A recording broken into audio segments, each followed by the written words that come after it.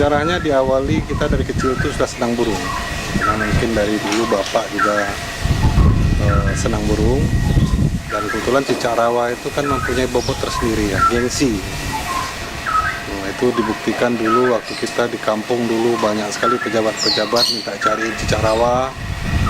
Dan itu rata-rata ya Pak Arifin Siregar, Pak Kamardi Arif, itu para pejabat-pejabat yang setiap ke Bukit Tinggi itu selalu pesan cicak rawa.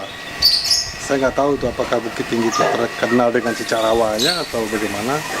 Tapi sepertinya itu kurang lengkap kalau seorang pejabat itu tidak mempunyai cicak rawa di rumahnya, sepertinya gitu. Itu awal dari kenapa kita sampai mengambil cicak rawa ini sebagai yang kita coba kembangkan, budidayakan supaya bisa dilestarikan.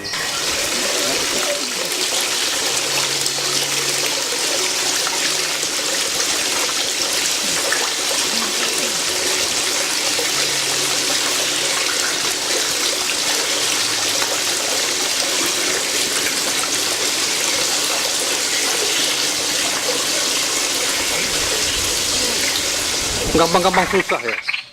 Terus terang aja orang banyak menggunakan dari beberapa cara. Pertama dari bentuk katurangga.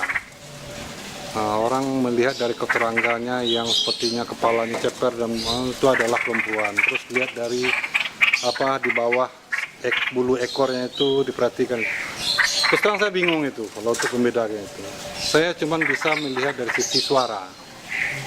Dari sisi suara itu agak sedikit kelihatan jelas perbedaan.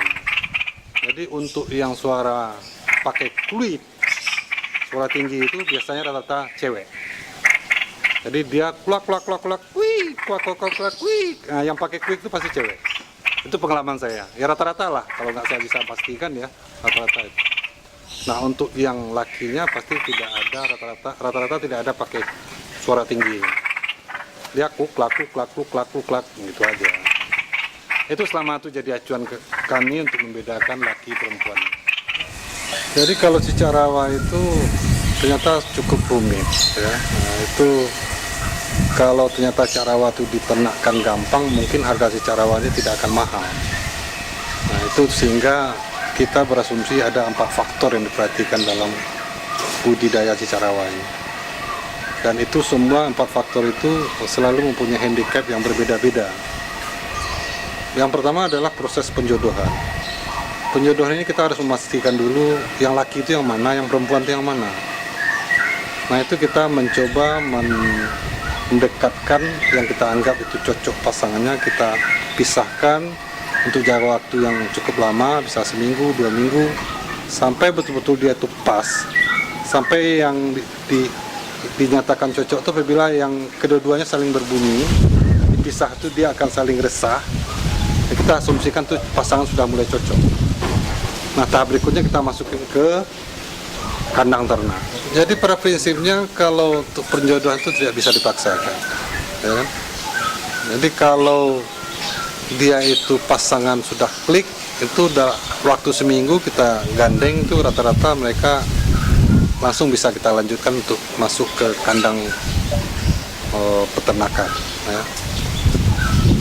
Walaupun dia itu adalah laki dan perempuan, sering kita temukan kalau dia nggak cocok, nggak klop, saya nggak tahu lah apakah hutan yang berbeda, apakah jenis yang berbeda, itu kadang-kadang nggak bisa juga, sampai masuk kandang perjodohan teman ternak juga dia tidak bakal bisa nelor gitu.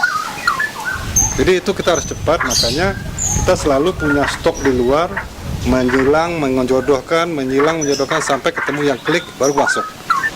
Setelah masuk kandang ternak, kita masuk ke fase kedua. Fase kedua itu adalah bagaimana dia bisa kawin dan bertelur. Ya, kalau dia sudah masuk ternak, sudah kawin dan bertelur, nah itu sudah bisa kita pastikan bahwa itu sudah jodoh. Kecuali telurnya itu bukan telur dari hasil vitamin, betul-betul proses perjodohan. Nah fase kedua adalah itu menetas. Ini dalam menetas ini banyak persoalan yang kita hadapi di sini. Dia paling sangat sensitif cicak rawa inilah burung. dia tidak bisa terganggu oleh burung, oleh binatang, oleh apa saja yang sehingga membuat dia tidak nyaman. Nah itu rata-rata kalau dia tidak nyaman umur 2 hari, seminggu itu anaknya dibuang. Oke, jadi fase ketiga adalah menjaga pembesar anak lahir. Jadi pada prinsipnya cakrawala itu tidak mau anaknya terganggu dan dia sangat sensitif terhadap keadaan lingkungan tempat dia bertelur. Punya pengalaman sendiri? Sangat sering. Saya kalau dihitung mungkin sudah sampai 30-20 pasang yang sudah mati dengan sia-sia karena saya awalnya nggak ngerti. Ternyata gangguannya adalah musang. Setiap malam musang lewat, saya nggak tahu, pagi-pagi saya lihat anaknya sudah dibuang. Itu sangat menyedihkan lah, karena anaknya masih umur 2 hari, 3 hari itu sudah dibuang sama biangnya ke bawah. Dan itu gara-gara kandang yang saya pakai untuk ternak cakrawala itu merupakan daerah perlintasan musang. Musangnya nggak ganggu, cuma lewat doang, ternyata itu bikin stresnya dia. Nah yang keempat adalah fase pembesaran.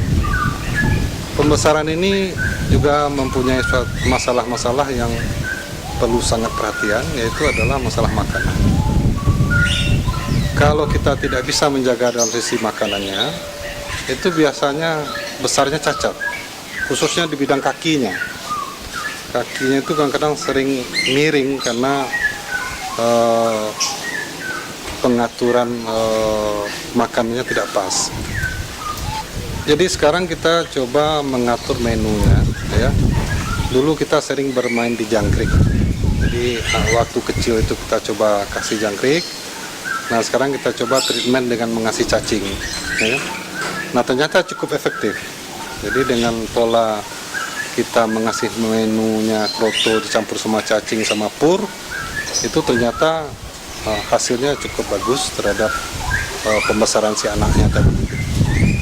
Jadi itulah 4 tahap untuk persoalan-persoalan yang perlu diperhatikan kalau ada orang mau terjun di bermain di cakrawala. Yang pasti sampai saat ini bisnis cakrawala sangat menjanjikan, sangat profit kalau mau jadi bisnis.